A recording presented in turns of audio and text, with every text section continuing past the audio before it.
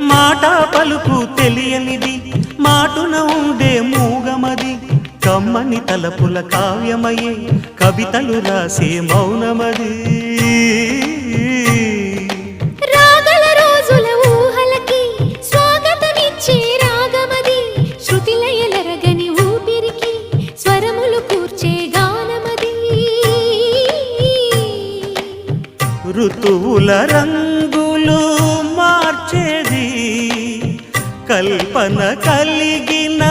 మది భావం బ్రతుకును పాటగా మలిచేది మనసున కదిలిన